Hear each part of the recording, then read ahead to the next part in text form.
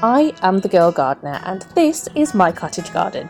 I don't live in a cottage, it's just a cottage garden and it's 5 years in the making.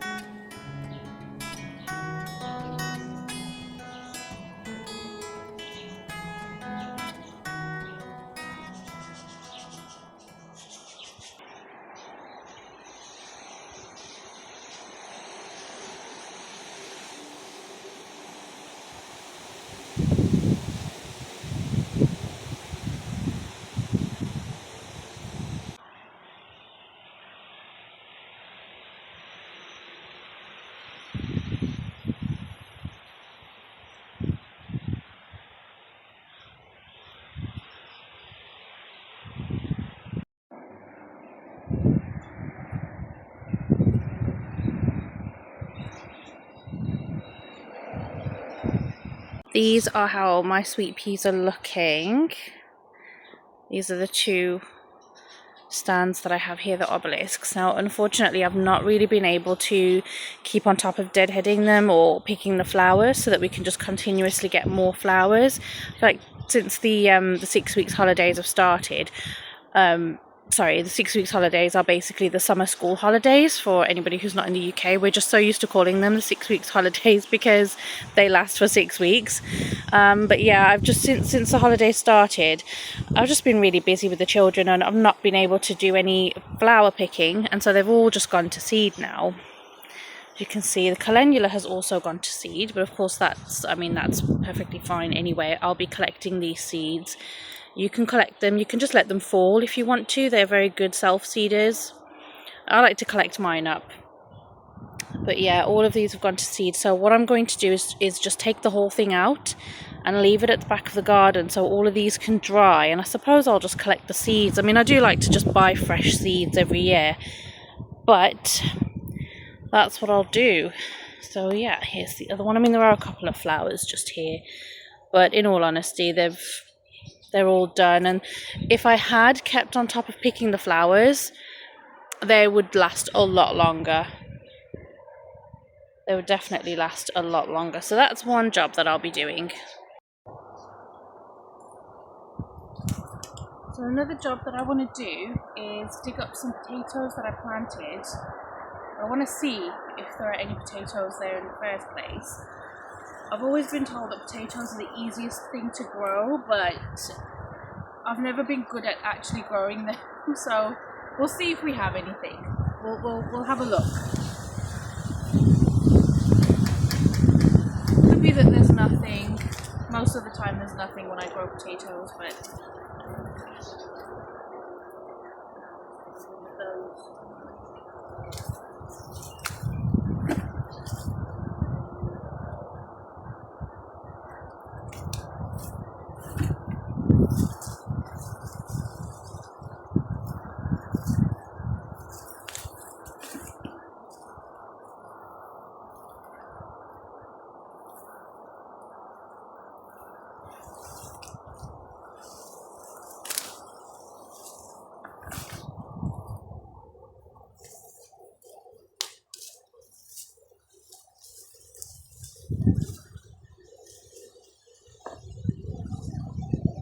there are some very small little baby ones.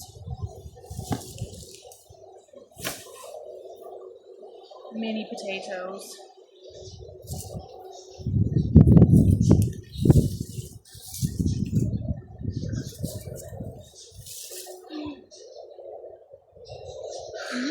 Sorry. That one looks good. Hold on, I'll show it to you. Could be the only ones that have come out good. Who knows? Wow. Okay. Okay.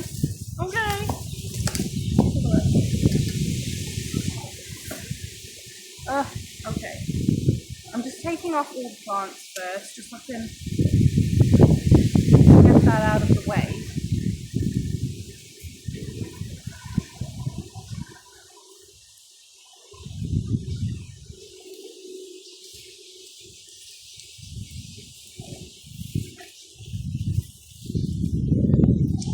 and I'll just compost all of the plants.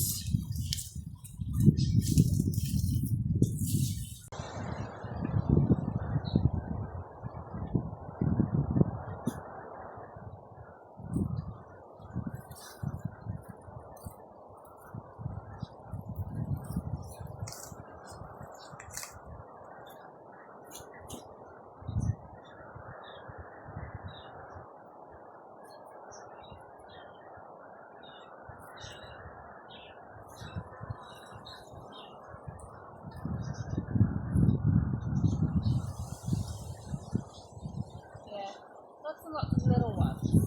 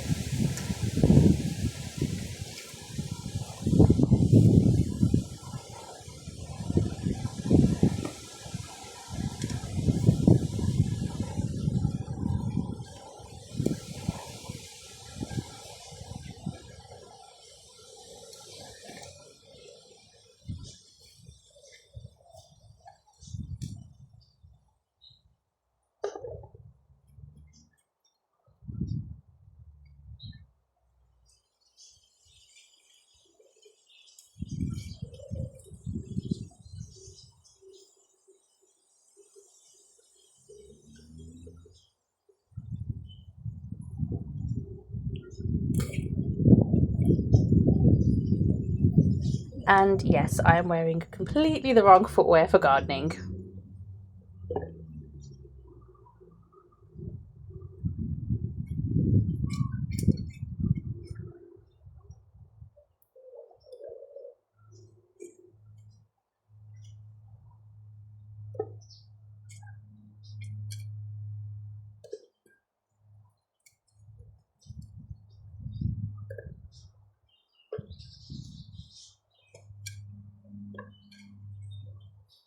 It's looking really, really good so far. I honestly didn't think that we'd get anything, but we've got some really nice sized potatoes here. And we have some smaller ones too. That's fine. But yeah, this is so far looking great, and I've only done one row from this bed, so I've got the rest of it to do. So let's see how we go. Like I said, I have never ever been successful growing potatoes. Never. I've only ever got these kinds, the very, very small ones. So yes.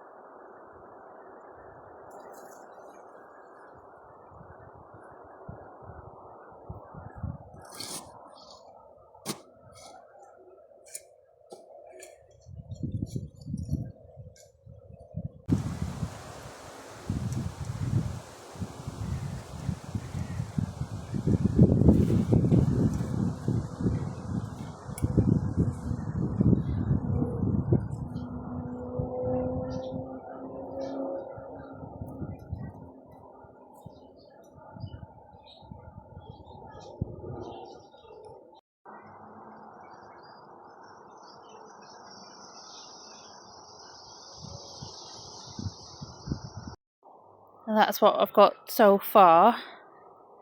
It's a lot. It's so amazing. It's so wonderful. I've done most of the bed. I've just got this kind of section to do now. So I've done 3/4 of this bed. I've got that section to do. And yeah, I mean, this has been brilliant. I do want to plant up some more potatoes. I also need to sort out the sweet peas, like I mentioned before, just earlier on in the video. And I need to, I mean, I was thinking of planting the potatoes straight in here, being as, I mean, the bed will be ready. But I've also read that you're not supposed to do that. I've read online that you're not supposed to plant the potatoes back in the same bed that you already had potatoes growing in, and that's because, hey, there you go, Field. And that's because it can cause disease. So I was thinking of planting them into the bed where the sweet peas are, taking that obelisk out and planting them into that one. But then I have to remove the sweet peas first and all of that. So yeah, I'll have to kind of do that. I can't just bung the potatoes in this one. I mean, I could, but they say you shouldn't do that. So back to digging.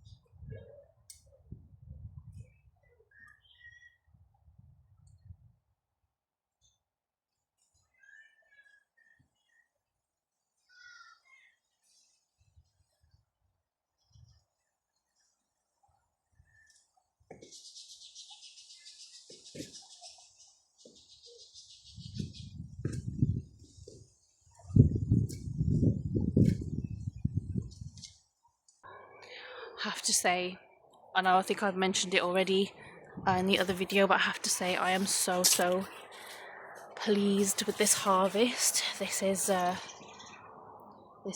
what I've got. Don't know how many pounds it is or whatever, but yeah, this is probably like my biggest potato. I did kind of slice into it a little bit, but this is the biggest one, and this one is probably the smallest one. So yeah, but I'm so pleased with it. Honestly, I've been growing potatoes in this garden for 5 years and I've never had a harvest this good. And honestly, I think that, oh, worm, there he is. Sorry, I got distracted. Easily distracted. But yeah, I've been growing potatoes in this garden for 5 years, and sorry about the laundry in the back, and I've never had a harvest this good. And I think that it was probably me adding the horse manure in the autumn time that did it. A couple of weeks ago I was kind of thinking, oh, that was such a waste of time, things aren't growing very well because of the heat and so on and so forth, but honestly I think that has really paid off, and I'm going to consider doing it this autumn as well. It's really added some nutrients into the soil and get some really good harvest going. The cucumbers are also doing really well. We've got some lovely good sized cucumbers that I've been picking. I didn't make any videos on it. I did make videos for Instagram for it, but none for YouTube, just because I've not been able to commit the time in the holidays. But I think it's think we're doing good. So on to the next job now.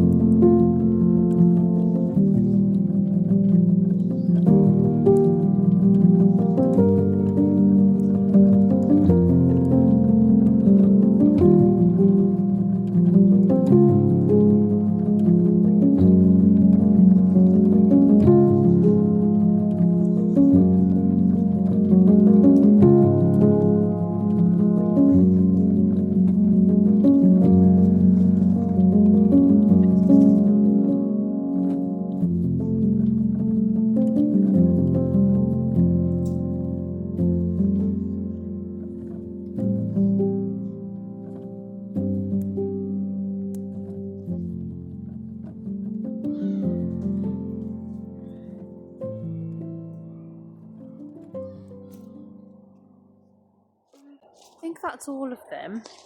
These are all the sort of pink ones. It was kind of like a little bit of a mix of different colours, but mostly pink in this one.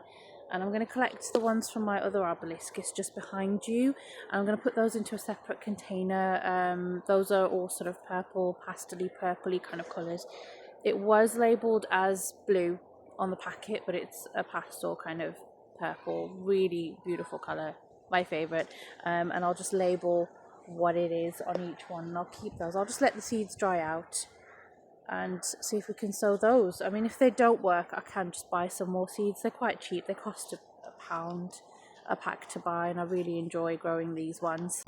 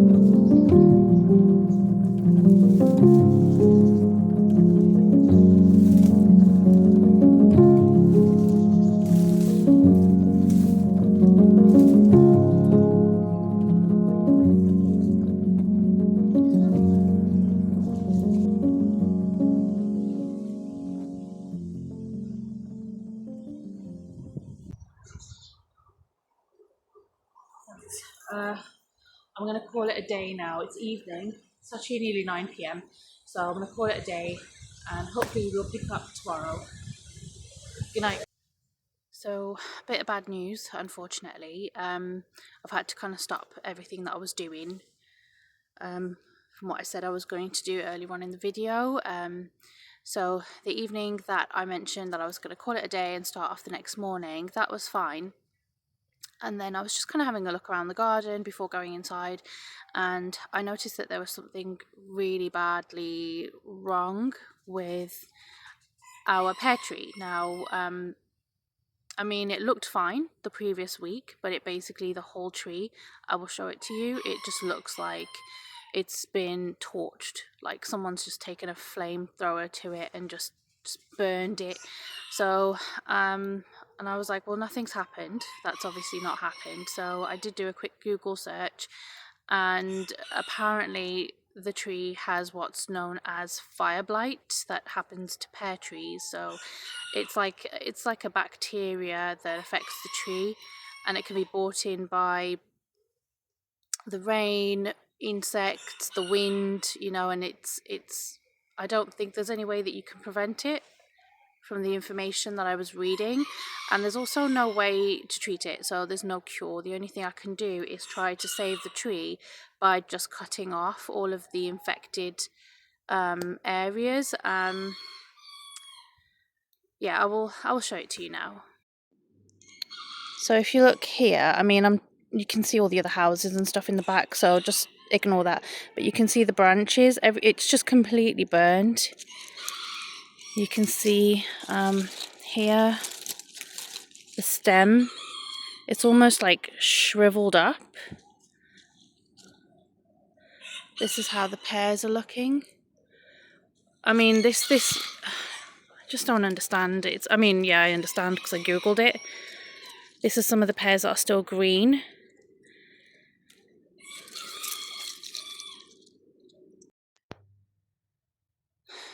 So that's it, and honestly I'm so disappointed. I'm actually quite upset. I'm actually really upset, because when we bought this house, that was the first tree, the first anything that I planted in this garden. I don't even think that we'd moved in yet, to be honest.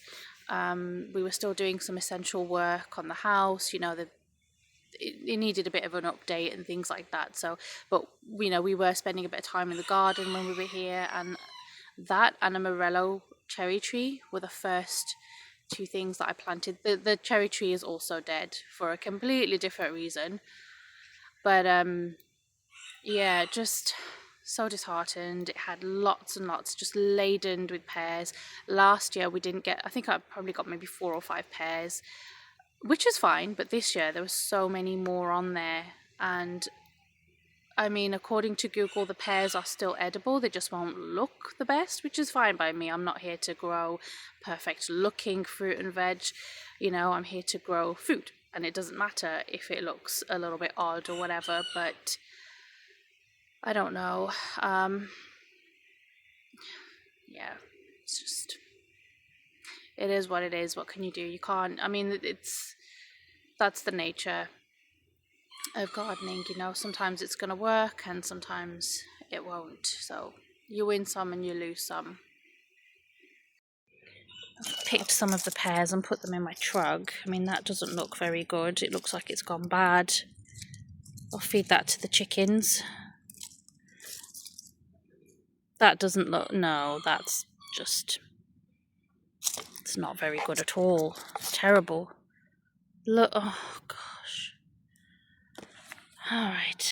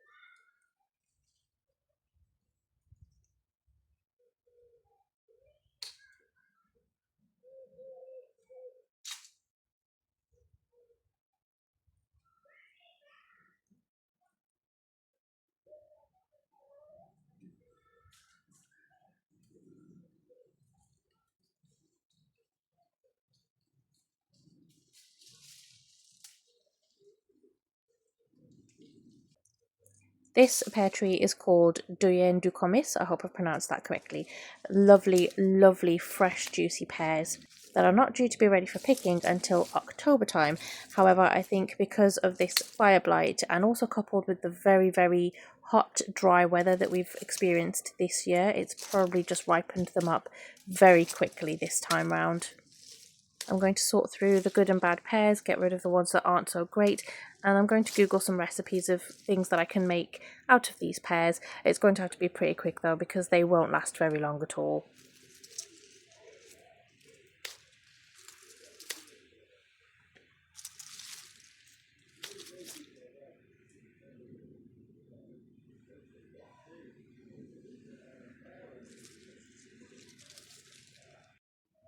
So, cut off some of the branches, and I mean, it looks like it's travelled quite far down the tree.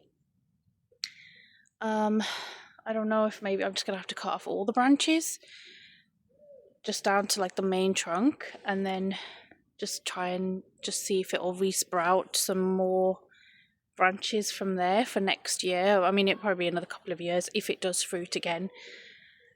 I mean, if it doesn't survive, you know, fruit trees are not, you know, they're not expensive anymore. You know, these trees are like from B&M and the range, you know, and they have done well, but it's the having to start again, you know, the having to redo things again and again.